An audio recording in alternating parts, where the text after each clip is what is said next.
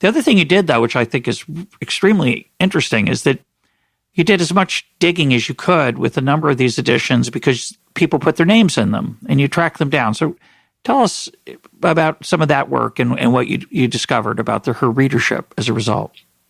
It turns out that even cheap books for this new category of working class reader were valuable commodities and proud commodities.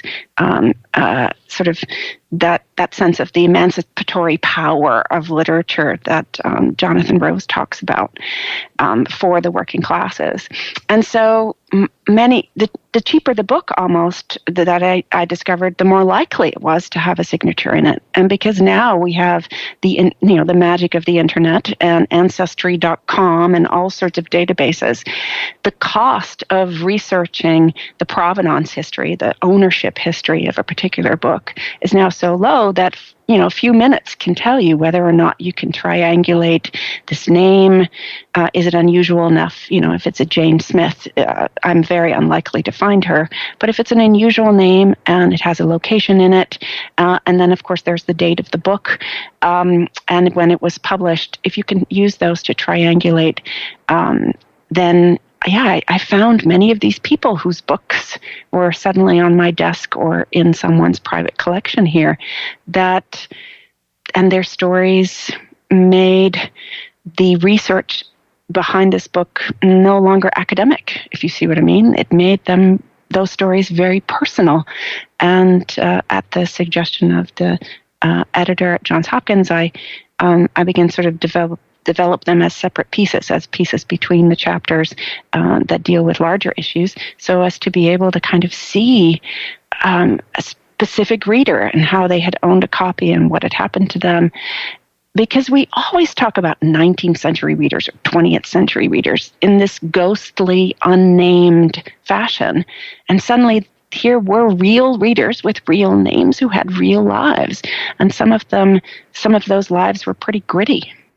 Tell us about one that you particularly found interesting. The one that I save for last in the book that I found the most sort of touching, as in like I sobbed, was a copy of Northanger Abbey that I found on drifting around on eBay for a few dollars. That was signed. Made out as an attendance prize. Many of these books were, as you indicate, you recognize them. The books were folded into juvenile series for kids. So Austen was also kind of a kiddie read during the late Victorian and early 20th century periods. And I found a copy that was really pretty, I thought, of Northanger Abbey, made out to a young woman named Annie Munro as an attendance prize in a school in Scotland in 1911. And the opposite page had been made over to another Munro, Florence Munro, and the full address for Market Street, Forfar, Scotland, of the home of Annie and Florence Munro was given. So I was able to research these two girls and discover that they lived with 4 other siblings. There were 6 children and 2 parents, and they lived in a small place. And in the end, I discovered, I thought it was so fun and children reading. I was wrong. I discovered that Annie, 6 months later, after receiving her book prize, had died of diphtheria because the whole neighborhood had had a diphtheria outbreak, and the Munros lost 2 of their daughters. And I was devastated that this book, this trophy that had been so important to her, she had made it out in this sort of shaky handwriting to her sister, maybe when she was ill, I don't know. That was what was left of this actual reader's life.